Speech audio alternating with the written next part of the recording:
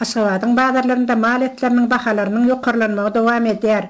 Mal etlerinin bahalarının deňe bir Aşgabatın bazarlarında däl, Türkmenistanyň ähli etraplarında hem yokarlanýan da barada maglumatlar aýdylýar. Mara welaýatynyň ýaşaýjysy Telekeç ananyň aýtmagyna görä, Marda ozal 1 kilogramy 17 manat bolan mal etleriniň häzir 1 kilogramy 22 manatdan satylýar. Ozalrak owa ýerlerindäki bahalar bilen şäherdäki bahalaryň hem 2-3 manat ara tapawdy bolardy. Owa yerlerinde mal öldürüp satýarlar, şähere garanda ardarak bahadan satýardylar. Indi bahalar deňleşdi diýeňem bolýar. Käy halatlarda owa yerlerinde her kilogramda 1 manat bahalaryň ýokary aýdylýan yerler hem bolýar. Sebäbi owa ýaşaýjylarynyň iň meselesi häzirki wagtda agyr mesele bolup durýar. Meýdanlarda ot ýok, owa yerlerinde iň tapdyranok. Otun bolanda hem diňe ot bilen maly gereçe temredip bolmaýar. Temirligi etmedik maly öldürüp, onuň etini satyp çykaran halatynda bolsa, onuň alyjysy hem az bolýar diýip ana azatlyk radiosyna gurrun berýär. Aşgabatly ýaşaýjy Telwe Daýdanyň aýtmagyna görä bolsa, Aşgabatyň Tekebazarnyň, Gülistan Sewda merkeziniň et dukanlarynda indi onuň näşunden bäri mal etleri, sünkli etleri 20 manatdan satylýar.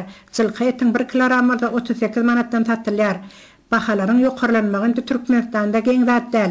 Bahalar hepde de däl de günde ýokarlanyp dur. Emma et dukanlaryna gireninde etleriň bahasy 18 manat diýip ýazylgy dur. Ýöne 18 manatdan et satylýan ýerine duşamzok.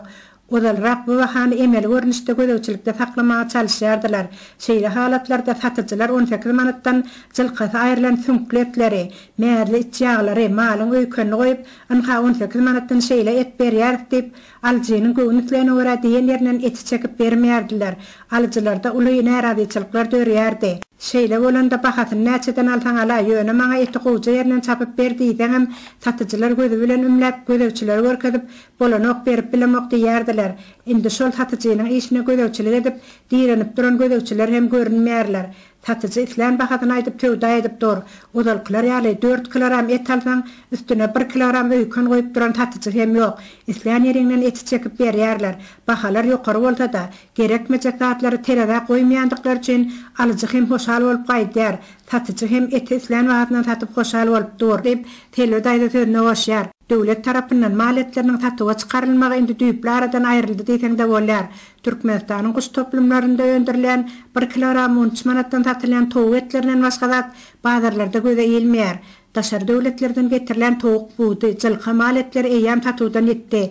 Käý ýyllarda bayramçylyk münasibetli diýip, uly nowbatlar döredip ilata ardan wagtdan satylýan mal etleri hem indi 2-3 ýyldan bäri bayramçylyklarda hem satyga çykarylmaýar. Şeýle de şuň kun hem bazarlaryň et dukanlarynda mal etleri hem çäkli bolup, olar sanalygyça tekjede satylýar.